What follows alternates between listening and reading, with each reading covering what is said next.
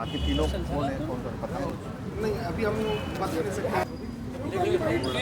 Suspense है थोड़ा सा। सब आ रहे हैं ठीक है बट वो अभी बताना नहीं चाहते।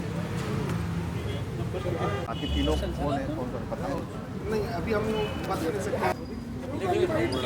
सस्पेंस है थोड़ा सा। सब आ रहे हैं ठीक है बट वो अभी बताना नहीं चाहते। बाकी तीनों कौन है, कौन कौन पता नहीं। अभी हम बात कर सकते हैं। सस्पेंस है थोड़ा सा। सब आ रहे हैं ठीक है बट वो अभी बताना नहीं चाहते। बाकी तीनों कौन है, कौन कौन पता नहीं। अभी हम बात कर सकते हैं।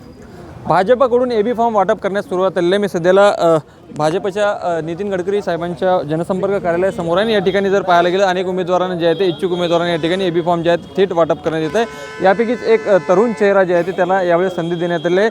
दुर्गेश्वर हिचं नाव आहे, पण त्यांच्याचकडनं जाणून घेऊया क्या कहेंगे आपको एबी फॉर्म मिला है। खुशी हो रही है बहुत ज़्यादा कि मुझे पार्टी ने इस लायक समझा, अपॉर्चुनिटी दी ताकि मैं लोगों के लिए कार्य कर सकूं आगे।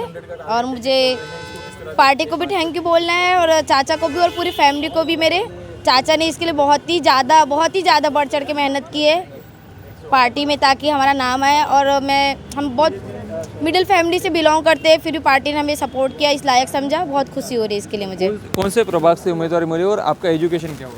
प्रभाग क्रमांक 24 से मिली है मुझे उम्मीदवारी और मेरा बी सिविल इंजीनियरिंग हुआ है, बी सिविल इंजीनियरिंग कंप्लीट। पढ़ाई इतनी ज़्यादा होने के बावजूद पॉलिटिक्स में क्यों आना चाहिए। मौका मिला तो फिर पीछे नहीं हटेंगे। अभी मौका मिला है तो ठीक है, कार्य करेंगे, पार्टी के लिए कार्य करेंगे और जनता की सेवा करेंगे।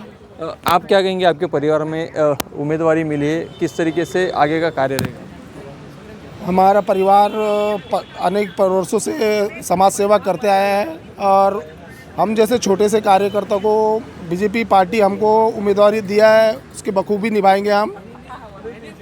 नक्कीच आपण पाहू शकतो की प्रभाग क्रमांक 24 मधून दुर्गेश्वरीला जे आहे ते उमेदवारी मिळालेली आहे आणि अगदी 24 वर्षाची ही दुर्गेश्वरी असून यावेळी जे आहे ते अनुभवी चेहऱ्यांसोबतच युवकांना देखील भाजपकडून जे आहे ते मोठ्या प्रमाणात संधी देण्यात येत असल्याचे जे आहे ते आपल्याला पाहायला मिळत आहे। लोकशाही मराठीकरता मी ज्ञानेश्वर पवार, नागपूर।